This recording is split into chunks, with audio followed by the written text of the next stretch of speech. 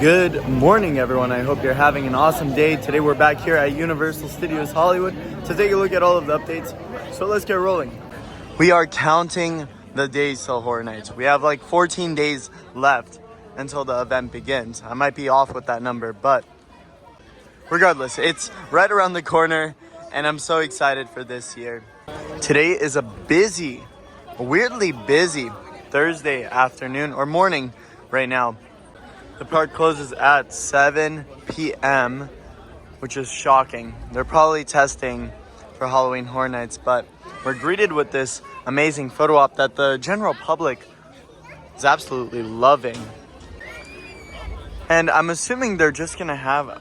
This might actually be just a photo op, but I'm assuming they're going to have a Chucky Scarezone here. We're probably going to see Chucky's running around with chainsaws.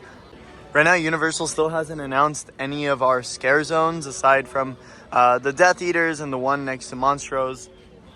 So we're just kind of guessing at this point. They do have a fair share of Chucky decorations and Chucky's barbecue, which is going to be located right across. So it's only fair to assume that we're going to be getting a Chucky scare zone here. And based on the decorations in this scare zone, which is starting to look like either toys or dolls, a Chucky scare zone would make sense. Of course, I could be totally off, and maybe Horror Nights drops an announcement today of all the scare zones and the shows and whatnot. But at the time of this recording, we still have no announcements on any of the shows, any of the scare zones, so it's just the best guess right now. It looks like since our last visit, they've been working on the lighting a lot. We see a lot of new electrical. And the last time we were here was yesterday. All of this electrical was not here yesterday. So they're working very hard. If you didn't watch yesterday's update, here's a closer look onto these spooky props. It's looking really, really nice. It's actually like not too spooky. I mean, it's just a bunch of plushies with some bones in them. But this one is a little spooky. We have a Yeti? Is this a Yeti? It kind of looks like the old Matterhorn Yeti at Disneyland. It looks like a little bit of his fur is coming off there. They'll probably fix that. Like I mentioned in many of my updates, that killer food or killer snacks sign was obviously replaced. They replaced it with, I can't see what the small lettering says, but it says Cocina on the bottom. And then they're almost done setting up that bar over there. They're almost ready. And I love the decorations on this side. I love the implementation of those 12-foot skeletons from Home Depot. Was it Home Depot or Lowe's? I forget. But regardless, they're doing such a good job with the decorations this year. The prop department is doing phenomenal. Shout out to them. Just so curious to see what's going to happen during this year's Horror Nights. They're very quiet. And usually when they're quiet, like last year, they were quiet last year. They left the last announcement like 2 weeks before the event.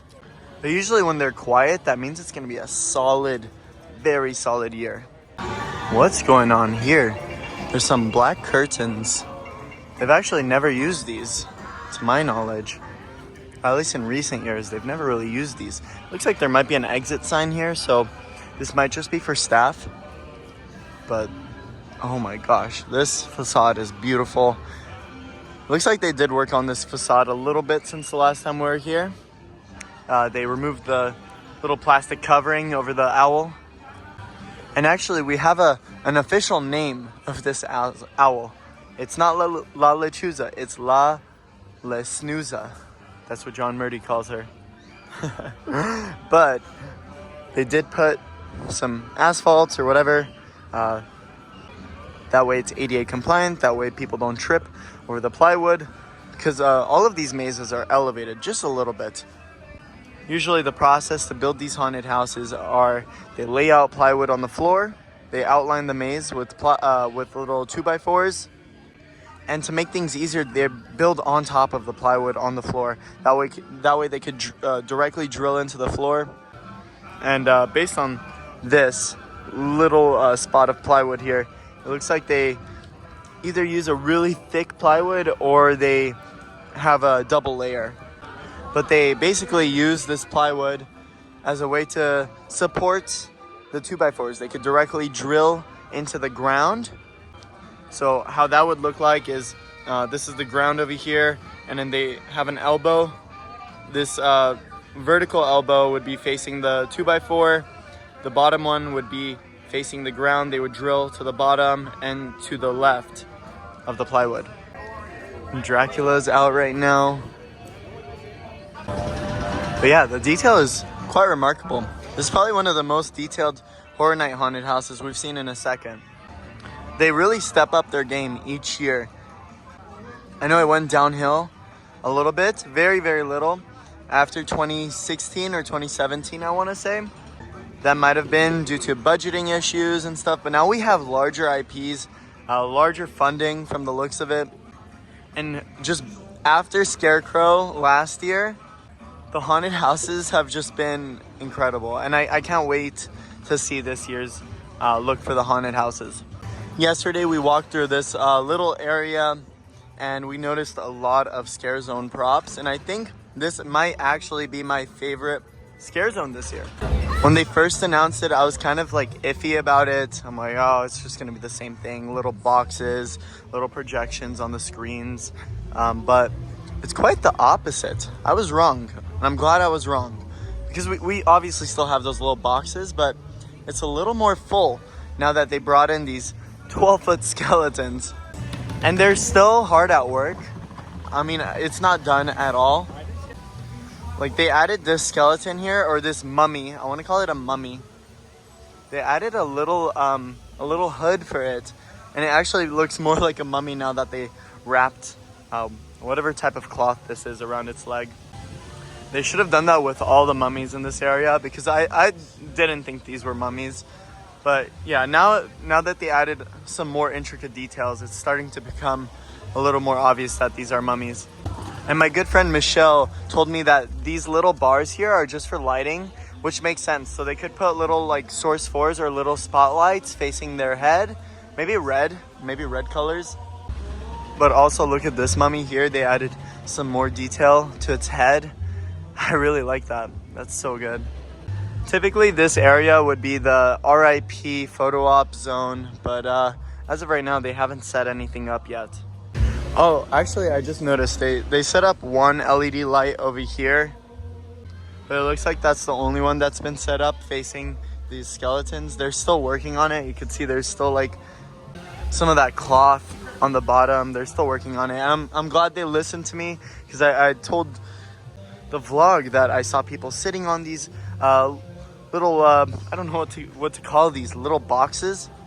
But when they removed these barricades, people were just sitting on them. And I mentioned that in the video, and I noticed they blocked it off. Hey, how are you doing? But yeah, glad these were blocked off.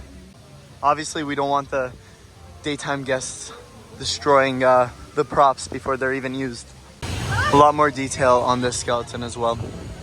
Construction has been a little more active since yesterday. They're just digging down right now.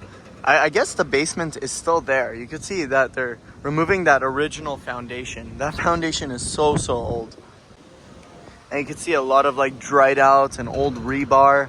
So they're still taking out that basement. For a little bit of context, they opened, I believe the Castle Theater opened with the Conan show. And they had a lot of physical props that would come out of the ground, so they required a large basement. And I believe all of that stuff sat there even after they removed the Conan show. So even leading up to today, they might still have some theming underground. I don't know, but I'd love to see what's down there one of these days. Anyways, they're a little more active today, like I mentioned earlier.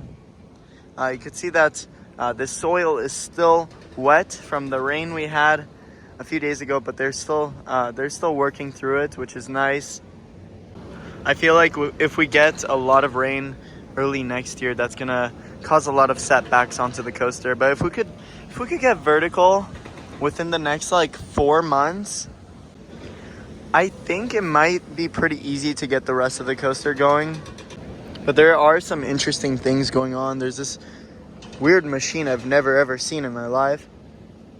And then they also have that pushing out dirt. I've seen that obviously. But look at this one. I don't know what that is. It looks like a giant vacuum. We're taking a look at this project every single day. So we're noticing a lot of smaller changes. They're still clearing up those trees and bushes and stuff. I want to say by next week, all of these trees will be gone. And thank you guys for checking in with me. I'm all right. I know my voice sounded so bad yesterday. I came back from a Drake concert, and I don't know if you could notice, but my voice is significantly better now. Oh, they're testing fog. Look at this. Oh yeah, love that. If they're testing the fog, not frog. If they're testing the fog, I'm gonna go check up on the facade and see if they have anything on.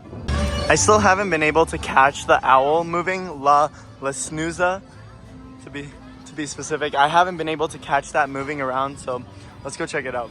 Okay, it had to have moved within the last 5 minutes because look at its head. We can't even see its eyes anymore. Turn around. I'm waiting. It's a little camera shy, maybe that's what it is. I still haven't been able to film it for the vlog. Just move your head. Alrighty, well, Lala Snooza is snoozing right now. Maybe it turned its head so it avoids the sun. I don't know. I have my eyes on you. Okay, someone walked inside. Please make the owl move. Yeah, she's not gonna move. Alright, maybe we'll catch her moving next time. But in the meantime, I'm gonna walk over to the Wizarding World to see if they put up any props for the Death Eaters.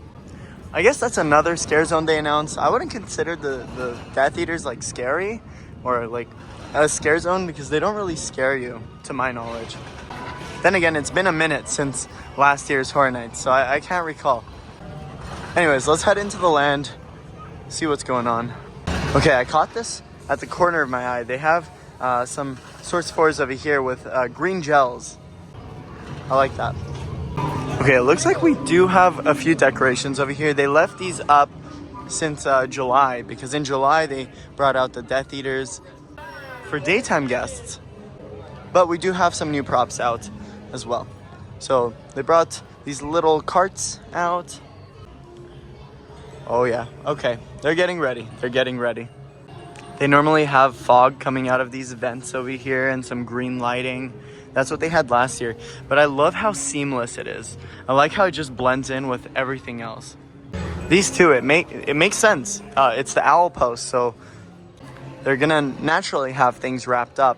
But the whole point of these are because it's a one-way road. During Halloween Horror Nights, it's a mini scare zone. You just walk through it. It's almost like a gauntlet style scare zone. And then when you're walking over here, you're greeted with another Dementor on a stage. And one hides here as well. I believe these are new though. Last year it was something else, so these are definitely new. I love these especially. But again, these are really nice as well. During the event, they drag these out, and usually there's a Death Eater standing on top of this. And usually that Death Eater casts a spell, and the lights go off, and it's fun. No complaints about the Wizarding World though. Last year they had fog pumping all throughout that little alleyway, and it transpired, or it like went around the entire land. So there would be fog up here while the Dementors are walking around. It was just so beautiful at night. They're definitely thinking about ambiance this year during the event. They have some lighting rigs set up throughout Springfield. This is usually my least favorite part of the updates, but the view makes up for it. I wish they could have a slide that just goes straight down to the lower lot. It looks like they're actively training right now. There's some peeps down there setting up the barricades for the Exorcist queue. I can't remember which soundstage the Exorcist is in. Is it in this one or the 24? Or is it in the sound stages behind? But also, here's the queue for Holidays in Hell. Just a bunch of switchbacks in that little square box.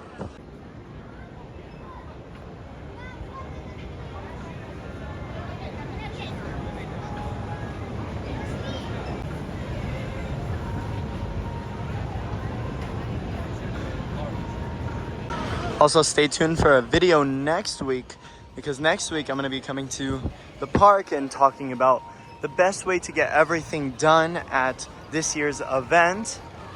I usually make this video once a year talking about what mazes to hit, what time to show up, all the information about the tickets, all of that important stuff.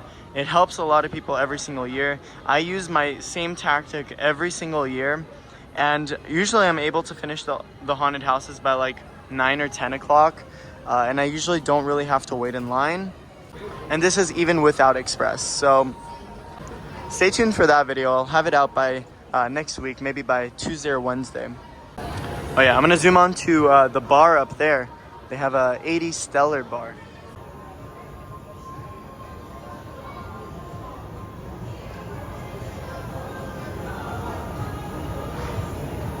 And it looks like they did set up like a little entranceway. So we'll go check it out once we head downstairs. Also, one thing I gotta say is I'm not gonna be renewing my Disneyland pass. Thought I'd mention that while I'm heading down the escalator because it takes so darn long. But yeah, I'm not gonna renew my Magic Key. It's kind of not worth it right now. The prices are ridiculous. And honestly, you're not really valued as a pass holder at Disney. At Universal and Knott's and like other theme parks, they actually care about their pass holders. But at Disney, it's the same rides that have been there for over like 50 years. They literally have no right to increase their prices. Like, I paid for the highest pass at Disneyland, the Inspire Key. It's about $1,600, and we still had blackout days. So anyways, I'm gonna get off the topic of Disney and showcase the Stellar bar that's being built. It looks awesome. The biggest question I have though is, are we gonna get pizza fries over here?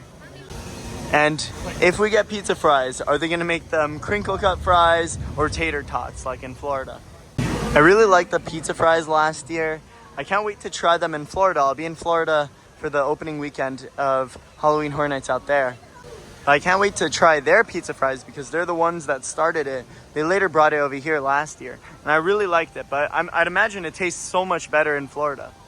It looks like they just repaved the lower lot floors as well. It's so fresh, you can even smell the asphalt right now. And here's Surfer Boy Pizza. We still don't have the menu yet, but I'd imagine they'd have a bunch of pizzas, different types of pizzas, all with pineapple on it. And hopefully they'll have the pineapple hater pizza. That was my original concept. I should trademark the name. But yeah, hopefully they have a pizza without pineapple, because I don't know how pineapple would work on pizza. I guess I haven't tried it, but I'm too scared to order a pizza with pineapple. I'm doing Stolen the Kings, joining the Decepticons, wearing purple. And what are you doing, Alan? Sitting there fiddling with your thumbs with Bumblebee and Optimus Prime. The Decepticons will disintegrate you, Megatron out.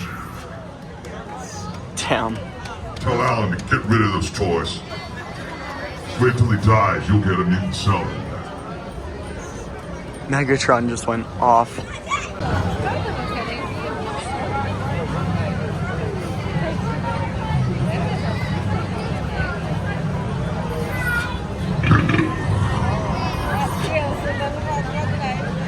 These are all of your children here. Good talk, turn around. No reservations required to visit Super Nintendo World, and also Toadstool Cafe reservations are still available right now. Very, very surprising. I really hope they could release this music over here in the front at some point. I could listen to this all day. It's so chill.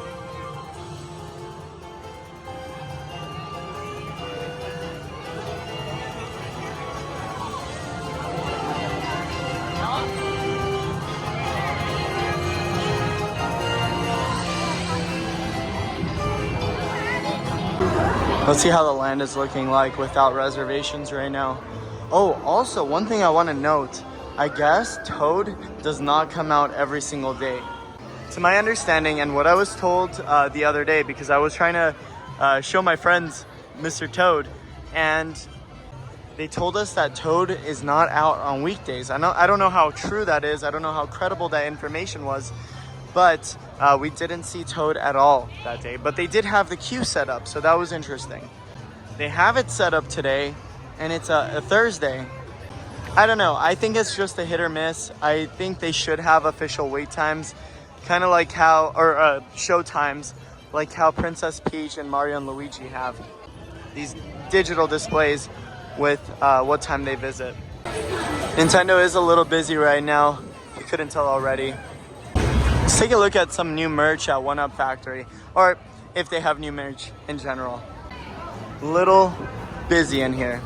That's all I gotta say. It looks like they restocked these little ears over here, which are nice. Oh, they have the boot ears. No way. $20. $20 for the boot ears. Well, get them while supplies last. These have been selling out like fast, like really fast. Every time they release it, it's always gone. So you can find it right over here. I want the Yoshi one so badly. I think it's $20 as well. Yeah, 20. I have Luigi. They also have these universal cups over here. These are fairly new. They're not like so new, but they're fairly new. I think they were brought in like last month, I want to say, but I love them. I don't handle crowds too well, so I'm gonna try to make this merch hunt a little faster. It looks like they're completely sold out of those Mario statues in front of the Super Nintendo World sign. That's something I wanted to buy, but I don't know, I slept on it. They have some tote bags over here, some sweaters back there.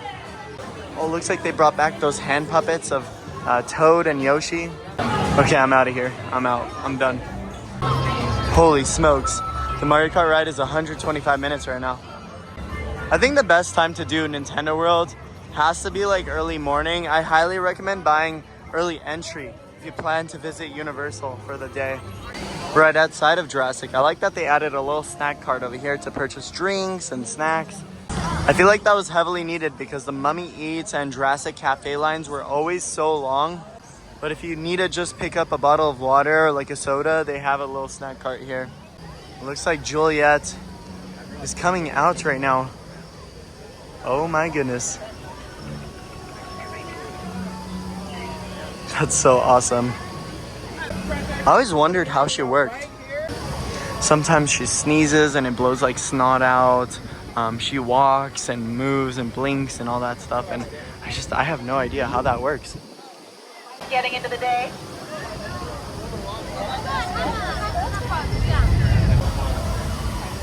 There. Let's have you guys take just one step back. A little bit more, guys. Just kind of moving that head around a lot. And how about we hold right there, too? Good job, baby girl. Yes.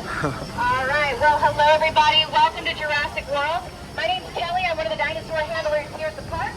This lovely lady is Juliet, our Triceratops. Give her a very warm welcome. Woo. She's going to be doing a series of walkabouts throughout the day. This is her chance to get out of the paddock for a few minutes, stretch your legs, and mingle with everybody here. Great opportunity for pictures and videos, which I see many of you already doing. That's great. We have time for questions as well. Before we dive into things, I do want to briefly go over a couple safety protocols. As you can see, just because She was just bouncing her head up and down. That was the cutest thing ever. Right. Very brief history, so you know a little bit more about who you're looking at right here. I mentioned she's a Triceratops. That's a Greek word. As a matter of fact, that means three-horned face. Perfect for her. Her ancestors were roaming the earth 68 million years ago. Primarily, this was happening in North America. Very first fossils of her ancestors were discovered in Denver, Colorado in 1887. Fast forward the last few decades, technology has made it possible for us to extract the DNA from those fossils and clone our dinos. That's how she is able to walk amongst us. I get it. Let's have you come stand right over here. Okay, what's your name? What is it? Stella, very nice to meet you. So, the reason I have Stella a lot closer than everybody else is because Juliet here is nearsighted. So all of you are a little bit blurry. She can see you much better right here. We're going to gauge how she feels about participating with the group right now. So we're going to do this by greeting her the way she greets her sister. So Stella, let me see your top two Triceratops for us. Perfect. On the count of three, we're going to bow and see how she responds, okay? Here we go. 1, 2, 3. Excellent. So immediately, see how she did that bow right on back? Great. Nice. That's so cool. That tells me two very important things. One, she saw and understood what was happening in front of her. That's always good. And she feels comfortable around you. That's very important as well.